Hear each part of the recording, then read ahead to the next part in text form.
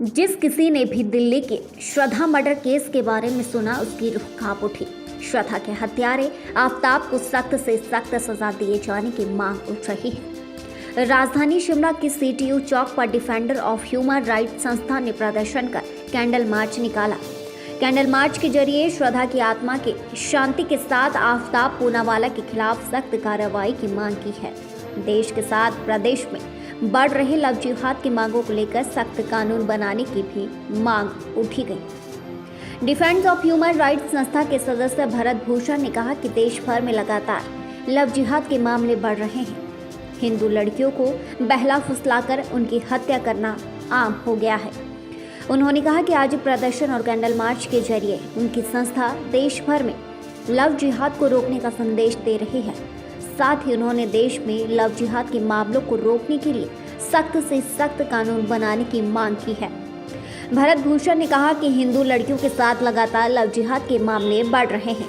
उत्तर प्रदेश की निधि गुप्ता हो या दिल्ली की श्रद्धा, हिंदू बेटियों को ही हत्या के बाद काटकर सूटकेस में फेंक दिया जाता है।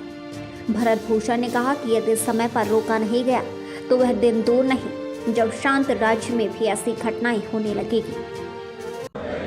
देखिए, पिछले 10-15 सालों से जब हम देखते हैं इस तरह के प्रसंग हमारे समाज के सामने दिन प्रतिदिन बढ़ते जा रहे हैं, जिसमें किसी भी समाज का व्यक्ति सोशल मीडिया से या अपना नाम बदलकर महिलाओं को बहला फुसलाकर या तो अपना नाम कोई हिंदू नाम रखते हुए, कोई राजू है, सोनू है, राजेश है, ऐसा नाम रखते हुए हिंदू लड़कियों को बरगलाकर उसके साथ निकाह करता है। परंतु जब कुछ समय बाद वो अपने उन मंसूबों पर कामयाब होते हैं, उसका जबरन धर्म परिवर्तन, यानी ये घटनाएं हमारे देश में दिन प्रतिदिन बढ़ती जा रही है।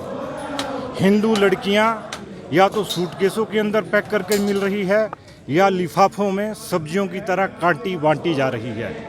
इस महीने में हमने देखा लखनऊ की निधि गुप्ता और मुंबई की रहने वाली जो दिल्ली में आई श्रद्धा आफताब, ये क्या है?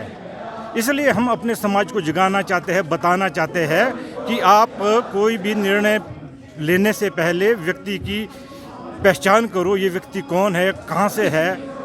इसलिए हम समाज का जागरण चाहते हैं। जो ये लव जिहाद एक आतंक बनकर इस भारतवर्ष को तोड़ने के लिए ये धर्म युद्ध के तहत आगे बढ़ रहा है, इसका प्रतिकार समाज दे, इसकी संवेदना, इसका मर्म समझते हुए, वरना वो दिन दूर नहीं जब अशांत हिमाचल में भी महिलाओं की, लड़कियों की, माँ बेटियों की लाशें किसी टोकरे में, किसी बोरी में, किसी लिफाफे में, किसी सूटकेस के अंदर मिलेगी। इसलिए हम पूरे समाज का आह्वान करते हैं कि आप इस समाज जागरण के युद्ध में अपनी भूमिका अदा करें।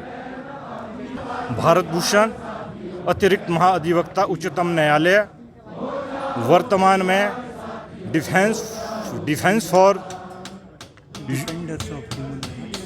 ह्यूमन राइट्स, इस संस्था में हम काम करते हैं। हमारे साथ इस संस्था के अध्यक्ष